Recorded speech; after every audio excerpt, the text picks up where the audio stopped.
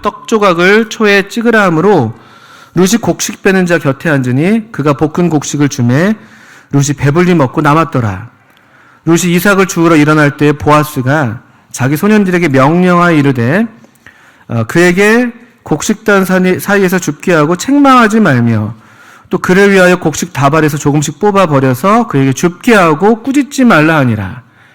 룻이 밭에서 저녁까지 줍고 그 주운 것을 떠니 보리가 한 에바쯤 되는지라. 그것을 가지고 성읍에 들어가서 시어머니에게 그 주운 것을 보이고 그가 배불리 먹고 남긴 것을 내어 시어머니에게 드리매 시어머니가 그에게 이르되 오늘 어디서 주었느냐 어디서 일을 하였느냐 너를 돌본 자에게 복이 있기를 원하노라 하니 룻이 누구에게서 일했는지를 시어머니에게 알게 하여 이르되 오늘 일하게 한 사람의 이름은 보아스니이다 하는지라.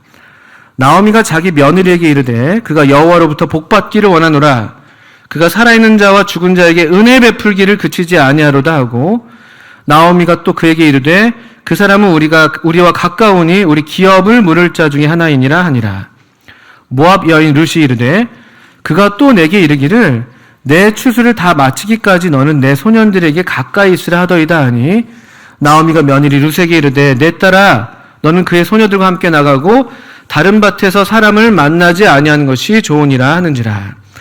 이에 룻이 보아스의 소녀들에게 가까이 있어서 보리 추수와 밀 추수를 마치기까지 이삭을 주우며 그의 시어머니와 함께 거주하니라.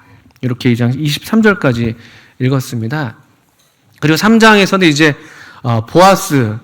보아스가 이제 이 룻과의 결혼을 위해서 이렇게 움직이는, 물론 이 나오미의 어떤 그 권면을 따라서 룻도 먼저 이렇게 순종하는 행동을 보이고, 그 다음에 그것을 받아서 보아스도 이제 움직여서 마침내 그들이 합법적으로 결혼을 하고, 또 그들에게 이제 그 아이가 탄생하는 그런 아름다운 이야기가 이제 3장과 4장에 이어집니다. 그런 그 뒷이야기를 이렇게 염두에 둘 때, 이 룻기는 사실은 또 우리 주님과 우리와의 관계를 이렇게 나타내는 그런 책으로 우리가 읽을 수가 있잖아요. 또 이 뒷이야기가 이 보아스와 룻의 결혼 이야기라고 할 것 같으면은, 어쩌면 그 결혼 이야기는 우리 신부된 우리 주님의 교회를 신랑 되신 주님께서 취하시고 또 우리와 이렇게 혼인을 하시게 될 우리 장래의 소망에 대해서 또 좋은 그림이 되는 이야기일 수 있습니다. 이 장래의 소망에 대한 이 아름다운 그림이 3장과 4장에 펼쳐지고 있다면, 여기 2장 그 끝부분, 2장 우리가 읽은 부분은요, 그렇다면은 지금 아직 결혼하기 전에, 아직 그들이 합법적으로 부부가 되기 전에 그들은 어떠한 삶을 살아야 하는 것인가? 또 오늘 우리에게 이제 해당되는 말씀으로 이해한다면은, 그렇다면 우리가 주님과 이렇게 그 혼인 예식을 하기 전에 이 땅에서 이 말 그대로 추수의 때가 끝나기 전까지, 이 추수의 때가 다 되면 주님께서 오셔서 우리를 이제 취하실 텐데요. 근데 그 전까지 우리가 어떠한 삶을 이렇게 사는 것인가, 이런 것들에 대한 그림으로 우리가 이해할 수가 있을 것 같습니다. 그래서 그런 걸 생각할 때, 우리 주님이 오시기 전까지 우리가 지금 살고 있는 이 삶은, 우리 고린도전서인가요? 거기에서 말씀하고 있는 것처럼, 보라, 지금은 뭐라고 말씀하고 있습니까? 은혜 받을 만한 때요. 보라, 지금은 구원의 날이다. 라고 이렇게 선언하는 그런 말씀이 있는데, 그 말씀과 그 말씀 같이 사실 이 룻기 2장 우리가 읽은 부분에서도 바로 이 은혜를 받는 때다. 지금은 하나님의 은혜가 참 풍성하게 우리 가운데 나타나는 때라고도 말씀드릴 수가 있을 것 같습니다.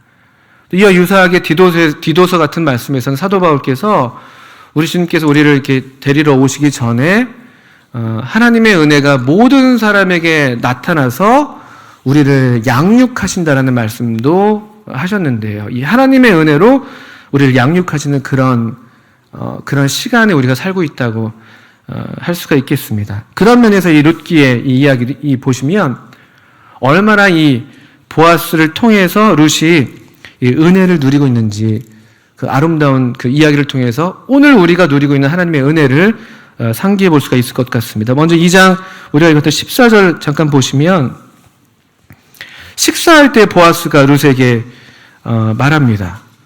이리로 와라. 이리로 와라. 물론 앞에서도 이제 보아스의 그 선함, 보아스가 얼마나 그 자비가 넘치는 사람이고 이미 또 이 룻을 위로하는 말, 룻에게 기쁨을 주는 말을 했는지 우리가 봤습니다. 우리가 알고 있습니다. 그런데 여기 2장 14절에서는요, 한 단계 더 나아가서 보아스가 룻을 따로 또 개별적으로 불러내는 그런 장면을 보게 되는 것이죠. 그를 딱 지명해서 룻에게 이르되 이리로 와서 떡을 먹고 내 떡 조각을 초에 찍으라고, 이런 어떤 아름다운 초청을 하고 있는 것을 보게 됩니다. 이 말씀은 우리가 일반적으로도 우리 하나님의 은혜 가운데 지금 다 살아가고 있지 않습니까? 우리 여기 다 하나님의 은혜를 우리가 이미 경험했고 하나님의 은혜 가운데 새롭게 태어나고 또 우리가 살아가는 모든 순간이 하나님의 은혜인 것을 우리가 다 고백하고 있는데요. 그럼에도 불구하고 하나님은 사실은 또 우리 주님께서는 우리를 계속 주님과의 이 개별적이고 친밀한 그런 교제로 우리를 부르신다고 분별이 됩니다. 이게 아주 참 은혜인 것이죠. 은혜로운 초대의 말씀을 우리가 날마다 듣습니다. 오늘 우리가 사실 경험한 것도 이와 비슷한 것이겠죠. 이리로 와라. 이리로 와서 여기 떡을 먹어라. 또 내 떡 조각을 초에 찍으라. 그 어떤 우리 신선함을 더해주는, 우리 영적인 양식에 더 풍성함을 더해주는 그런 초.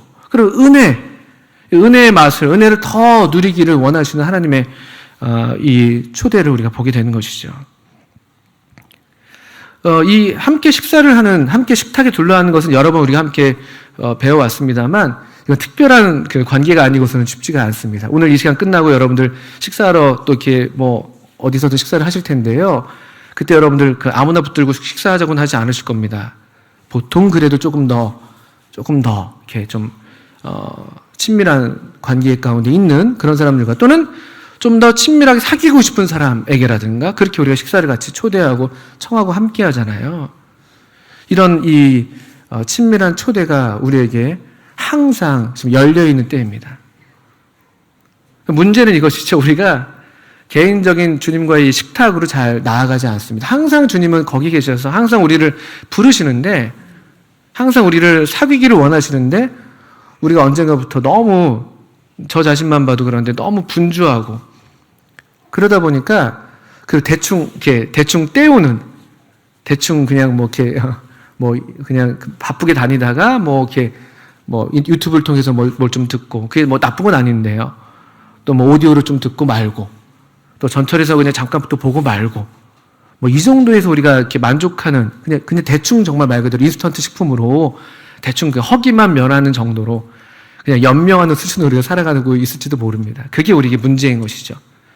주님은 항상 우리를 풍성하게 더 배불리 먹이시고 신선하게 우리를 더 해주기를 기뻐하시는데, 이런 초대가 어쨌든 우리에게 있는 은혜입니다.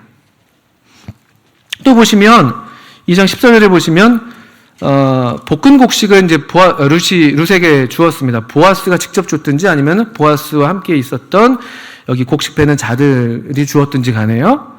이 준 걸 보니까요, 룻이 배불리 먹고 어떻습니까? 그리고요, 남았습니다. 자기도 배가 부르고, 또 남았다는 말은 정말 물질적으로 이렇게 풍성한 그런 남아있는 상태이기도 합니다만, 또 룻이 나오미를 생각해서 챙겨둘 정도로 자기가 배불리 먹고도 또 챙길 만큼 아주 풍성한 공급이 하나님의 식탁에는 늘 있는 것이죠. 이 보아스의 식탁이 그랬던 것처럼 우리 주님은 항상 넘치시는 분이시죠. 우리 주님의 은혜는 그냥 쥐어짜서 한 방울 조금 주고 한 조각 그냥 조금 주고, 우리가 조각을 좀 이렇게 떼고는 있습니다만 이건 상징이니까요. 그러시지 않습니다. 항상 우리를 배불리시는 분, 먹고도 남음이 있게 하시는, 12광주리가 남도록 하시는 분. 성경에서는 우리 주님의 은혜가 넘치게, 풍성한, 부어졌다, 이런 표현들이 상당히 많이 나오죠. 아까 우리 바다 같은 주의 은혜, 이런 찬송 불렀던 기억이 나는데, 거기서도요, 그게 몇 장이었죠? 우리 아까 스티븐 형제님 택하셨던 찬송이었는데, 몇 장이었더라? 혹시 몇 장인지 기억나십니까? 제가 보면서 참 이 찬송이 합당하다 했었는데요. 몇 장입니까? 228장. 제가 한번 가서 볼까요? 바다 같은 주의 사랑 내 마음속에 넘치네. 1절에 그렇고요. 또 3절 4절에 바다 같은 주의 사랑 그의 잡이 넘치네. 하늘문이 다 열리며 그의 잡이 넘치네. 넘치네. 넘치네. 하나님의 자비하심은 이 땅 위에 넘치네. 이게 우리가 누리는 하나님의 은혜의 정도인 것이죠. 그러니까 사실 우리 주님의 식탁에 정기적으로 나아가는 사람들, 주님과 친밀하게 이게 사귐을 갖는 사람들에게는 사실 주림이 없는 것이죠. 우리에게 영혼의 주림을 허락하지 않으십니다. 사자는 줄일지 몰라도, 사자는 먹을 것이 없어서 줄일지는 몰라도, 그러나 하나님을 찾는, 하나님의 은혜의 밭에 나오는 사람들은, 하나님의 은혜의 식탁에 초대받아서 기꺼이 나오는 사람들은요, 항상 풍족한 것이죠. 시간이 모자라죠, 시간이. 제대로 정말 우리가 하나님 말씀을 앞에 나와 앉아있기만 하면요, 사실은. 너무 풍성한 은혜들이 우리에게 공급하시는 그런 은혜가 너무나 크십니다. 또 15절 이후에 보아스가 룻을 배려하면서 특별히 그 소년들에게 또 자기가 부리는 사람들에게 하시는 말씀이 이와 같은 말씀이 있습니다. 룻을 책망하지 말아라. 또 16절에 꾸짖지 말아라. 이런 말씀들. 어떻게 우리가 오늘날 우리가 누리는 은혜로 좀 바꿔서 생각한다면요, 하나님 우리를 결코 정죄하지 않으시는 것이죠. 그리스도 예수 안에 있는 자에게는 결코 정죄함이 없나니. 또 누가 우리를 정죄하리요? 의롭다 하시는 이는 하나님이시니. 이와 같은 로마서 8장의 그런 아주 확신에 찬 고백들을 우리가 알고 있는데요. 여기 이 말씀 그대로죠. 꾸짖지 말아라. 책망하지 말아라. 하나님께서 우리 편이 되어주세요. 하나님이 우리를 변호해 주시고, 룻이 왜 실수를 안 하겠어요? 죽다 보면 내가 죽으면 안 될 것도 죽을 수도 있을 것이고, 또 가면 안 될 것도 잠깐 갈 수도 있을 것이고, 일이 서투르니까 뭔가 이런저런 실수가 왜 없었겠습니까? 그런데 보아스의 이 말씀이 그를 보호하는 것이죠. 얼마든 책망거리가 있을 수 있잖아요. 꾸짖을 만한 일들이 왜 없겠습니까? 함께 일하는 소년들이 왜 저래. 그러나 우리 하나님은 이 긍휼이 풍성하신 하나님, 또 은혜가 넘치도록 풍성한 우리 하나님은요, 우리를 결코 정죄하지 않으십니다. 이게 우리가 누리는 안전감이잖아요. 우리가 뭘 잘해서 그런 게 아니잖아요. 우리가 실수가 없어서 그런 게 아니잖아요. 이 룻을 둘러싸고 있는 이 보아스의 말, 그를 책망하지 말아라, 그를 꾸짖지 말아라, 이와 같은 말이 얼마나 강력하게 이 룻을 보호해줘요. 이 우리가 누리고 있는 그 하나님의 은혜의 강력한 힘 아니겠습니까? 우리도 우리 자신을 책망할 때가 있는데, 그럼에도 불구하고 하나님께서는 그렇게 우리를 대하지 않으십니다. 항상 그 사랑받는 자녀로, 마치 그 아드님을 기뻐하시는 것처럼 우리를 기뻐하시고, 이게 우리가 누리는 은혜인 것이죠. 그래서 우리가 참 이해할 수 없는 사랑을 받고 있습니다. 그래서 어떤 분이 이런 질문들을 하죠. 하나님, 왜 저 같은 사람을, 아마 우리도 다 그런 비슷한 의문들을 가지셨을 겁니다. 왜 저 같은 사람을 사랑하세요? 어떻게 저 같은 사람을 하나님 사랑하세요? 만약 하나님이 대답하신다면, 또 성경을 통해서 우리가 대답을 얻는다면, 그 이유는 하나님은 사랑이시기 때문에, 그게 유일한 이유인 것이죠. 우리의 어떠함이 아니라 그분이 사랑이시기 때문에, 룻의 어떠함 때문이 아니라 보아스의 인애 때문에, 보아스의 그 자비 때문에 이와 같은 보호가 있는 것이죠. 또 흥미로운 것은 2장 16절에서 또 보시게 되면요, 보아스가 그 룻을 위해서 약간 좀 이렇게 이렇게 룻이 모르게 좀 이렇게 호의를 베푸는 장면들이 나오고 있습니다. 또 그를 위하여 곡식다발에서 조금씩 뽑아버려서 그에게 줍게 하고 꾸짖지 말라 하니라, 이렇게 되어 있는데요. 그냥 이 룻이 손쉽게 이 이삭을 얻을 수 있도록 배려한 것이잖아요. 이건 어떻게 보면 마치 하나님의 은혜를 그냥 일부러 우리 주우라고 일부러 이렇게 좀 흘리시는 것 같은. 이게 근데 좀처럼 겸손한 사람이 아니고서는 사실 이게 이 은혜인 줄 모르고 그냥 지나가는 것들이 참 많죠. 사실 다 은혜인데 하나님의 은혜를 막 이렇게 주머니에서 일부러 흘리고 그리고 일부러 줍게 하고 막 이렇게 그런 배려들이 있으십니다. 이런 것들은 사실 근데 성령님이 아니고서 우리가 그 겸손한 사람 가운데 임하시는 성령님의 역사가 아니고서는 깨닫지 못해요. 우리 마음 가운데 하나님께서는 이렇게 우리 가운데 은혜를 이렇게 은혜가 널려 있게 하시는데 쉽게 은혜를 줍게 하시는데 우리 마음이 좀 교만하면요 이게 잘 눈에 안 들어옵니다. 그냥 불평이 생기죠. 왜 내가 이렇게 태어나가지고 이삭이나 줍게 됐지? 아마 이런 마음들, 이런 심령이 되면 이 은혜를 발견할 수가 없습니다.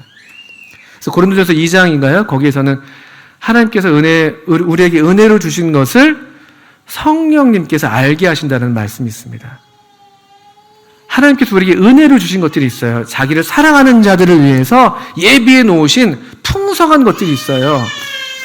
네, 감사합니다. 네, 이제 그만하라고 네, 알람이 울렸습니다. 그런데 이게 우리 마음에 성령께서 겸손한 그 심령 가운데 상하고 통회하는 심령 가운데 임하시는 하나님의 영이 역사하지 않으시면 우리의 은혜를 잘 보지 못하죠. 그러니까 불평하게 됩니다. 왜 내가 이런 집안에서 태어나서 왜 나한테 이렇게 남들은 다 누리고 있는 건강이 없지? 왜 우리 집 가족은 이렇지? 왜 나는 아직 남들은 다 이렇게 잘 나가는 것 같은데 왜 나는 아직 이렇지? 우리 부족한 것들을 이렇게 보게 되죠. 그런데 하나님의 은혜는 사실 도처에 널려 있습니다. 우리의 눈이 좀 밝아만지면 우리의 심령이 성령님을 통해서 눈이 좀 새로워지면 우리에게 이 풍성하게 기업으로 주신 것들이 얼마나 영광스럽고 얼마나 부유한지 우리가 알게 됩니다. 사실 다 은혜인 것이죠. 우리가 갖고 있는, 우리가 누리고 있는 모든 것들이 다 하나님의 은혜인 것들을 우리가 경험하게 됩니다. 이런 은혜를 경험한 이 룻이요, 은혜를 누리는 삶이 저는 먼저라고 생각해요. 그래서 우리가 이 주님이 오시기 전까지 여러 이런 세상의 풍파도 심하고 환난과 질고가 많아지겠습니다만, 그러나 여전히 이 보아스의 밭에는 이런 풍성한 양식이 있는 거예요. 보아스의 밭에만 있으면. 마찬가지로 우리도 이 주님과 함께만 한다면, 또 주님께서 다스리시고 주님이 임재하시는 이 교회 가운데 함께 한다면 우리가 하나님의 은혜를 빼앗기지 않습니다. 이것을 누려야 한다고 저는 믿어요. 겸손한 심령으로 그분의 식탁에 항상 그 초대에 기쁘게 응하고 그분과 더불어서 풍성하게 교제를 누리실 때 우리 심령에 얼마나 큰 기쁨과 만족이 있는지, 그런 은혜를 누리는 삶이 우리에게 먼저 있습니다. 또 그래야 됩니다. 그런 다음에 이제 17절 이하로 보게 되면 이제 룻이 저녁이 돼서 저녁까지 줍고 나서요 아주 풍성하게 아주 넘치게 주었습니다. 그가 주은 게 한 에바쯤 됐다고 17절에 나오는데요. 요거 이렇게 설명을 보니까 22리터쯤 된대요. 22리터. 곡식 22리터. 아마 무게는 10kg에서 11kg 됐을 거라고 얘기합니다. 그 당시에 두 여인이 먹고 살 정도라면은 10kg 쌀을 여러분 얼마나 오래 드십니까? 10kg 쌀을. 그 정도 드실 수 있는. 좀 많이 드시면 2주. 잘 모르겠는데 저희 집은 20kg가 2주? 아닌가요? 저 보겠습니다. 제가 그렇게 많이 먹지는 않습니다만, 저도 잘 모릅니다만, 하여튼 굉장히 많은 양이죠. 10kg의 곡식입니다. 그거 들고 갑니다. 근데 가서요, 이 자기가 풍성한 은혜를 누렸잖아요. 그 다음이 아마 은혜를 경험한 우리 모두의 동일한 경험일 텐데요. 아주 자연스러워요. 18절 보니까 시어머니에게 보이고 또 드립니다. 저는 이것을 그래서 두 번째 우리가 이 은혜를 정말 장래에 임할 완전하게 우리를 복되게 할 그 복스러운 소망이 우리에게 실현되기 전까지 우리가 살아가는 삶의 두 번째 양상이라고 할 것 같으면은 먼저 은혜를 누렸다면 이제 둘째로 은혜를 나누는 삶인 것이죠. 풍성한 은혜를 뒷주머니에다 차고 어머니 몰래 먼저 내가 먹어야지 이렇게 하지 않았어요. 너무나 자연스러운 거예요. 감출 수도 없어요, 사실은. 이렇게 많은 걸 어떻게 감춰요? 시어머니에게 보이고 또 드립니다. 그러니까 이 은혜를 룻이 나누니까요. 이 나오미가요. 19절 보면 나오미가 살아나요. 사실 나오미가 그 전까지는 별다른 반응이 없이 그냥 나를 말하라고 불러줘 하면서 그냥 특별한 행동이 없이 약간 소극적인 모습이 있었다면요. 아마도 이 룻이 얼마나 기뻐하면서 왔겠어요. 어머니 하면서 왔겠죠. 어머니 이것 좀 보세요. 이것 좀 보세요. 제가 그냥 누구한테 은혜를 입으면 좀 오늘 먹고 살 거 정도나 얻을까 싶었는데 이렇게나 많이 얻어왔어요 라고 좀 자랑하면서 이걸 보이지 않았겠어요? 근데 그 은혜를 보고 나오미가 심령이 회복되는 것 같아요. 제가 볼 때는. 그러니까 시어머니가 화들짝 놀라면서 야 오늘 어디서 죽은 거야? 어디서 일했어? 널 돌본 자가 누구야? 누가 이렇게 너한테 은혜를 베풀었어? 이렇게 이제 반응이 생겨나고 있습니다. 하나님의 은혜를 보고 기뻐하게 되는 것이죠. 우리 바울과 바나바가 그랬던가요? 그 안디옥 교회에 가서 하나님의 은혜를 보고 마음에 막 기쁨이 생기는 거예요. 마음이 새로워지는 거예요. 내가 조금 침체되어 있었다가도 은혜를 경험한 누군가가 내 곁에 와서 그냥 자연스럽게 그와 같은 은혜를 나누고 그런 간증들을 나눌 때 우리 심령도 새로워지잖아요. 그런 경험들이 있잖아요. 그게 우리 교제 아니겠습니까? 교제. 그리고 자연스럽게 교제의 중심이 19절 끝에 가시면서 너 누구한테 너를 돌본 자가 누구야? 어디서 주웠어? 어디서 일했어? 라고 물으니까 이제 그 전면에 이 룻과 나오미의 이야기의 이 중심에 보아스라는 인물이 딱 자리하게 되죠. 보아스입니다. 그리고 나오미가 이제 그것을 받고 그들이 이야기한 이제 보아스의 이야기로 넘어가는 것이죠. 유력한 자 보아스. 그들에게 전혀 소망이 없던 그들에게 뭔가 새로운 소망을 꿈꾸게 하는 인물 보아스. 그는 우리와 가까운 사람이야. 우리 기업을 물을 자 중에 하나야. 이 보아스 때문에 아무런 소망이 없었던 나오미 가운데 뭔가 지금 새로운 마음의 움직임이 지금 생겨나는 거예요. 보아스라는 그 이름이 들리니까. 저는 이게 우리 은혜를 나누는 삶의 핵심이라고 믿습니다. 결국 은혜의 중심에 누가 있습니까? 우리를 이렇게 풍성하게 먹이시고 우리를 배부르게 하시는 분이 누구세요? 우리 주님이시잖아요. 우리 주님. 이게 우리 은혜를 나누는 삶 아니겠습니까? 내가 누린 은혜를 자랑하는 게 아니잖아요. 내가 지금 그래서 갖고 있는 하나님의 은혜를 주신 것들을 우리 자랑하는 게 아니잖아요. 그 모든 좋은 것들을 주실 수 있는 그 빛들의 아버지.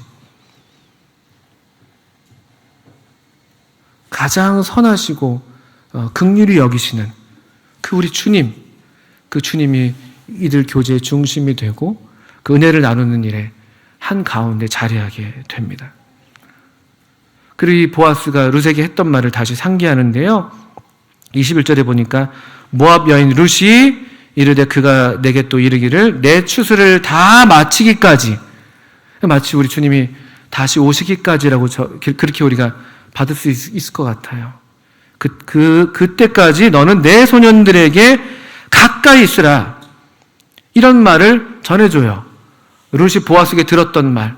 근데 어머니 보아스가 저더러 보아스의 밭에 또 보아스의 일꾼들과 함께 하라고 말씀하셨어요. 그 말씀을 받아서 또 22절에 나오미도 그래 맞아. 내 딸아 다른 데 갈 필요가 없어. 다른 밭의 사람을 만나지 아니하는 것이 좋아.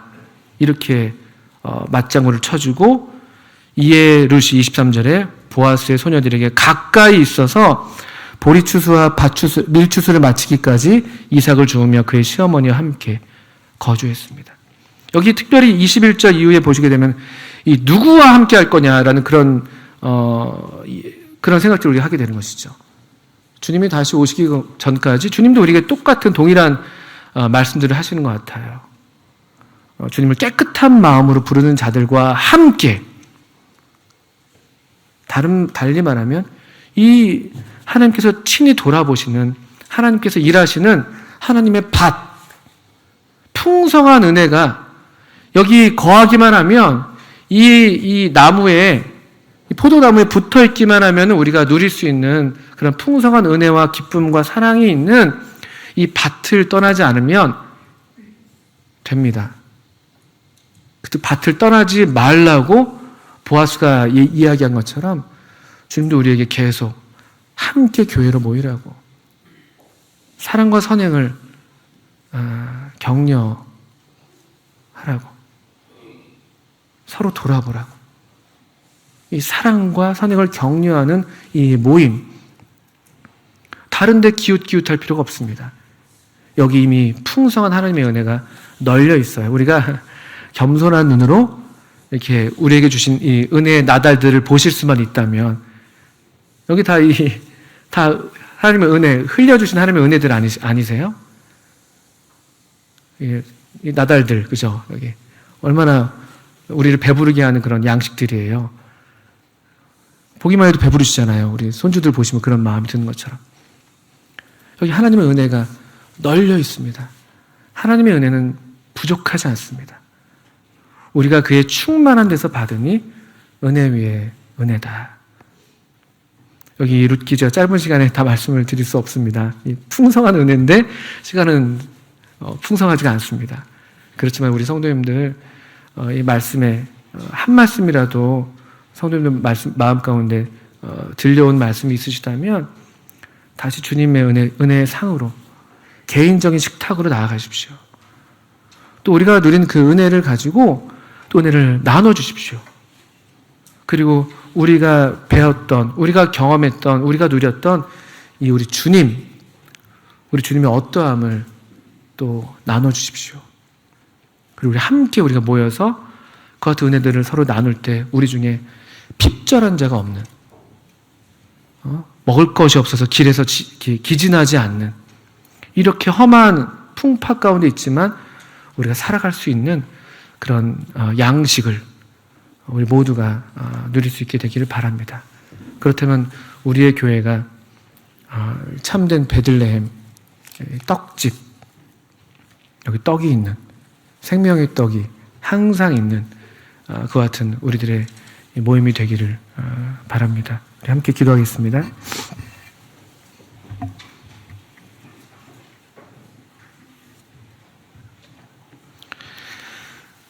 하나님 아버지, 짧은 시간에 또 주님 풍성한 은혜를 다 담을 수가 없습니다.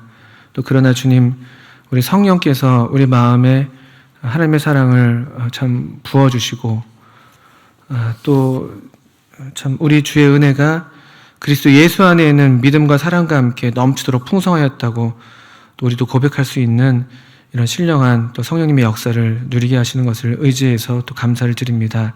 또 계속 우리 성도님들을 주의 영께서 또 진리의 영께서 이끌어 주시고 인도해 주시고, 우리가 날마다 주의 상에서 먹고 마시고 또 주님을 풍성하게 누리고 또 주님을 나누는 그런 복된 주님이 오실 때까지, 주님이 우리를 취하시기 전까지 이와 같은 참 은혜 위에 은혜를 누리는 그런 저희들 되게 해주시기를 기도합니다. 예수님의 이름으로 하나님 아버지께 감사하며 기도합니다. 아멘. 네, 수고하셨습니다.